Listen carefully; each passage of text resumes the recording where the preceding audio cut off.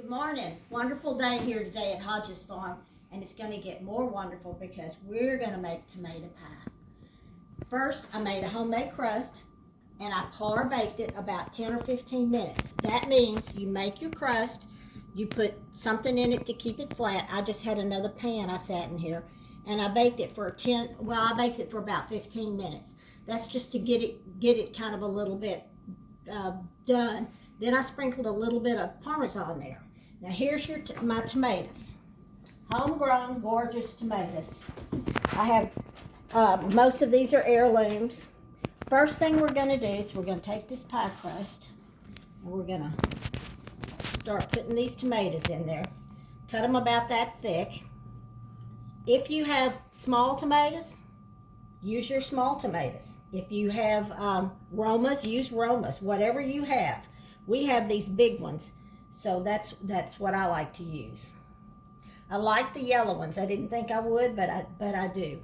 I'm going to kind of layer these around in here. Now I salted these tomatoes and I let them sit here 15-20 minutes, and you can see all the moisture we're getting out of it. So that moisture won't be in our pie when we cook it.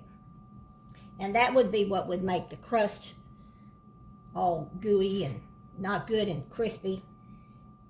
Okay, if you want to buy a crust, you can buy a crust. Okay, my friend Charlene uses her little tomatoes on this. My sister makes it sometimes and puts pepperoni in it.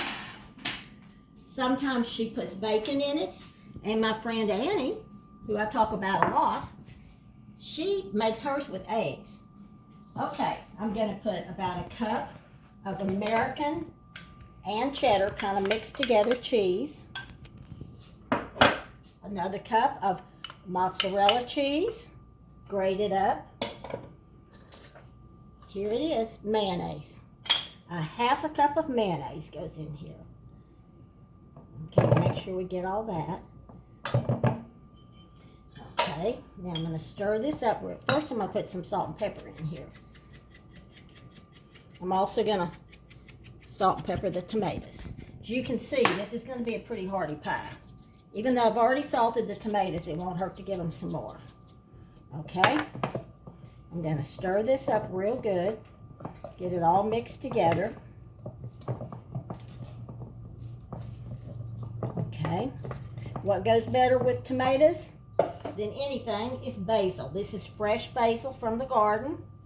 I'm going to show you how to cut it up here. You just kind of roll them up. I washed them a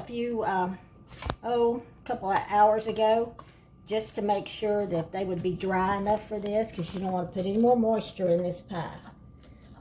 Okay.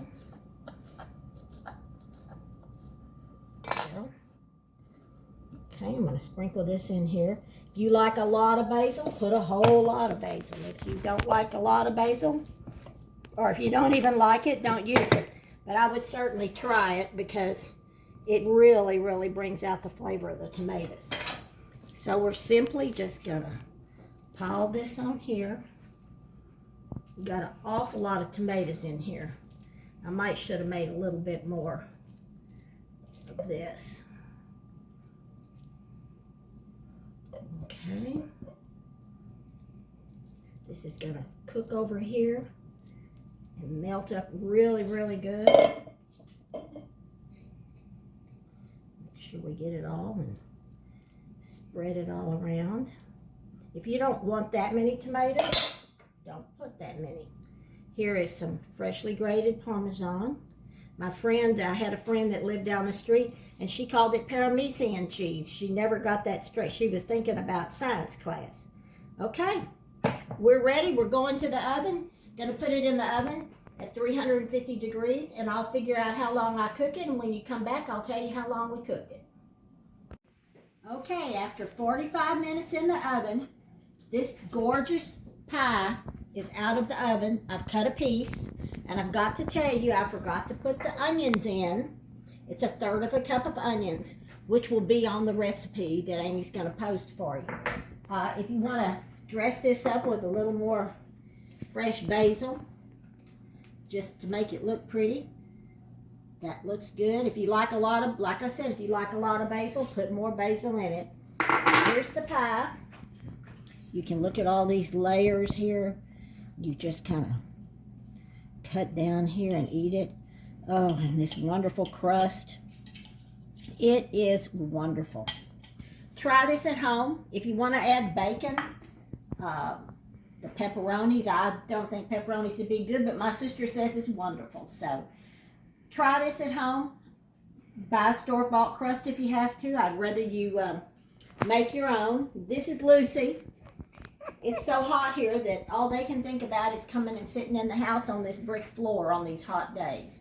Also, if your basil starts going to seeding out and flowering, use it in an arrangement. I put it in these zinnias that we picked the other day, and I just added the basil. Excuse me, Huey.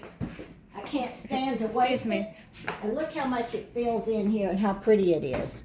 Some people say that basil keeps bugs away, but I don't know about that. But we'll see you next time. Thank you for coming, and remember how much God loves you. It's more than you could ever imagine.